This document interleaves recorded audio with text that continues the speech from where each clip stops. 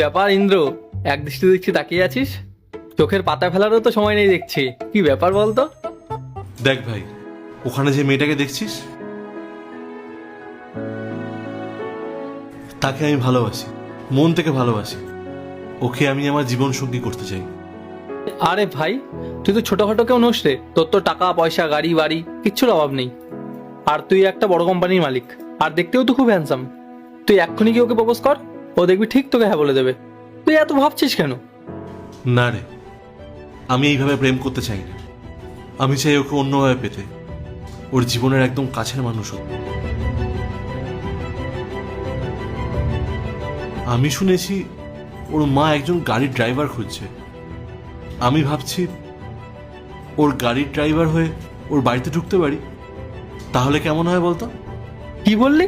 তুই ড্রাইভার হবি? এতদিন মানুষের কাছে শুনে এসছি প্রেমে পড়লে মানুষ কি না করে। আজকে নিজের চোখে দেখলাম প্রেমে পড়লে মানুষ কত কিছু করতে পারে। এখন চ, অনেক কাজ বাকি আছে। ম্যাডাম, আসলে আমি ওকে খুব কাছ থেকে দেখতে চেয়েছিলাম। যে মেয়েটাকে আমি প্রথম দেখাতেই ভালোবেসে ফেলেছিলাম, সে আসলে মানুষ হিসেবে কেমন, মানুষের সাথে, বিশেষ করে যারা ছোট কাজ করে তাদের সাথে ওর ব্যবহারটা কেমন, সেটা আমার দেখার খুব ইচ্ছা ছিল। আর আজ আমি নিশ্চিত আমার পছন্দ ভুল ছিল না, আমার পছন্দ একদম ঠিক ছিল। মা, তুমি কি এখনো চাও যে আমি তোমার ওই বান্ধবীর ছেলেকে বিয়ে করি, নাকি তোমার মত বদলেছে?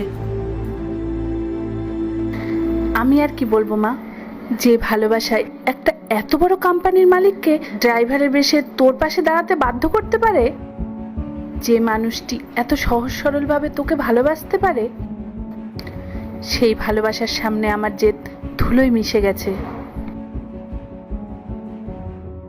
বাবা, তুমি আমাকে ক্ষমা করে দাও। আমি তোমাকে খুব ছোট করে ফেলেছিলাম।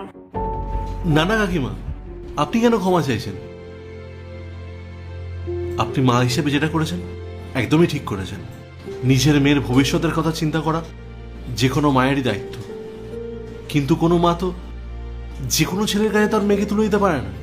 তাই আজ আমি আপনার মেয়ের হাতটা আমার হাতে তুলে দেওয়ার আপনার কাছে অনুমতি চাইছি। আপনি কি আমাকে সেই অধিকার দেবেন? নিশ্চয়ই বাবা, এর চেয়ে বড় সুখ আর কি হতে পারে। তোমরা দুজনে খুব ভালো থেকো।